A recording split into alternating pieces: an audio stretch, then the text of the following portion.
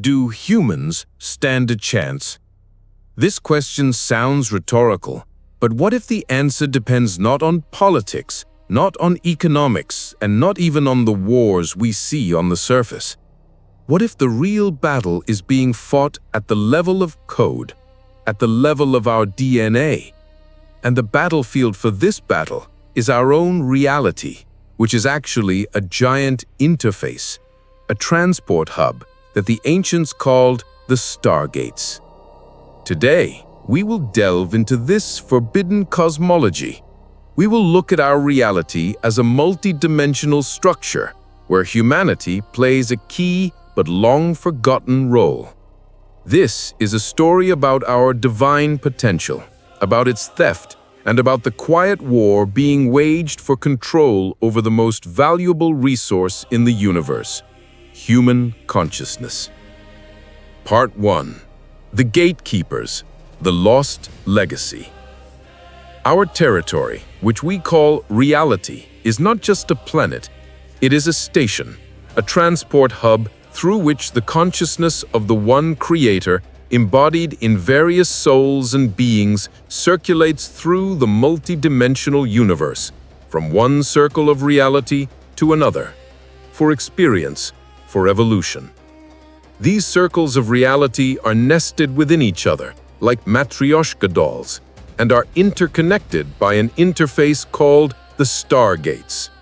These are the main energy portals that allow for movement between worlds, and the access key to these gates is human DNA. Initially, man was created not as a slave or a consumer, but as a guardian, as a creator of reality.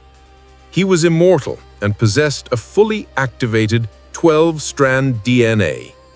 This was not just a biological species, this was a master race, capable of shaping reality with the power of thought and given the right to manage the divine interface of the stargates.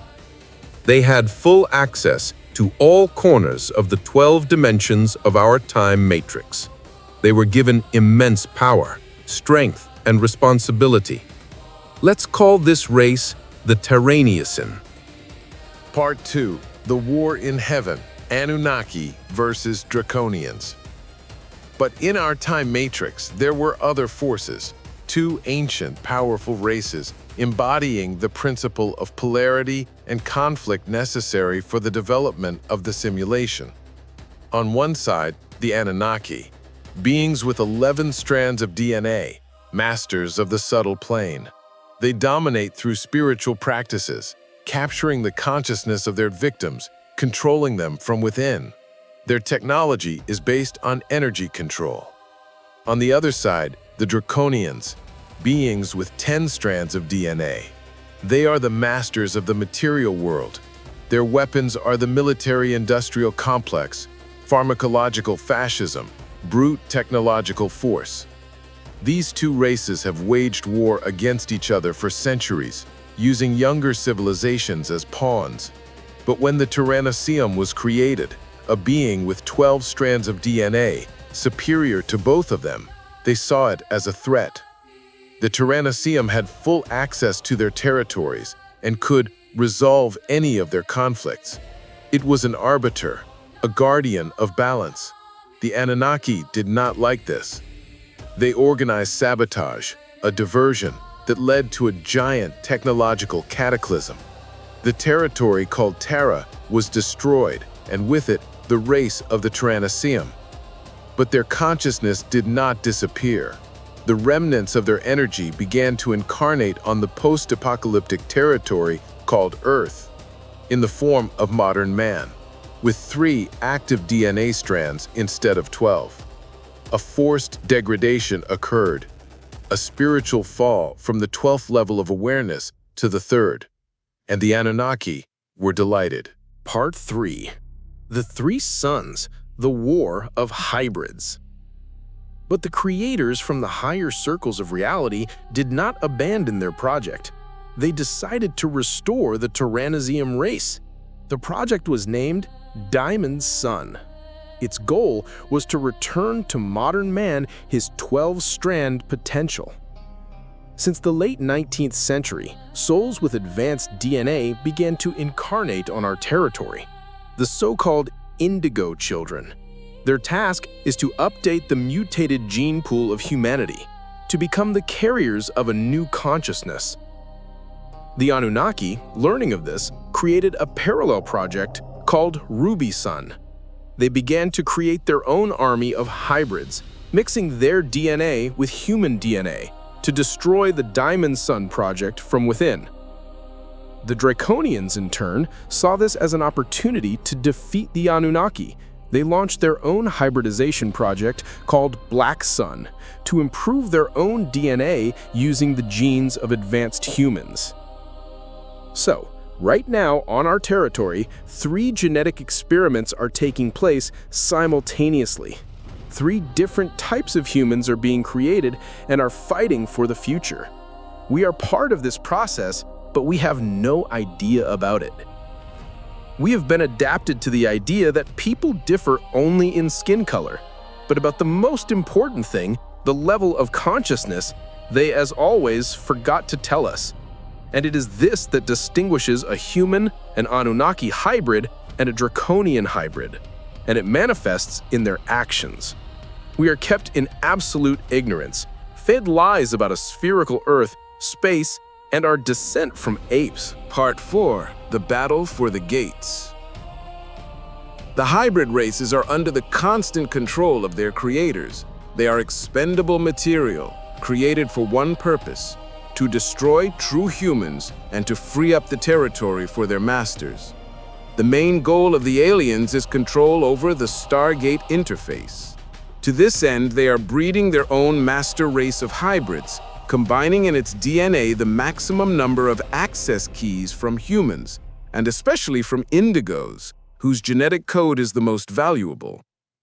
The hybrids we see in politics, the military, and the media are lower-order hybrids, cannon fodder. The real elite, the aliens protect.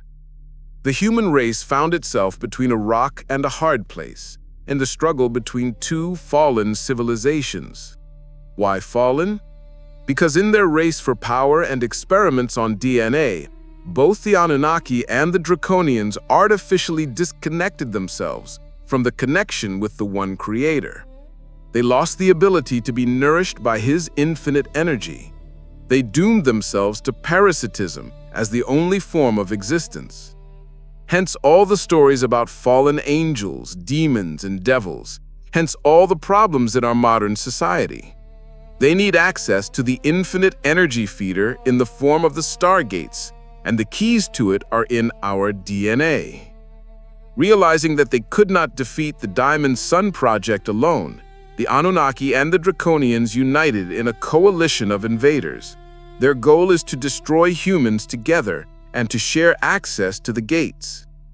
They are preparing the ground to announce contact with an advanced race of creators who will supposedly arrive from deep space.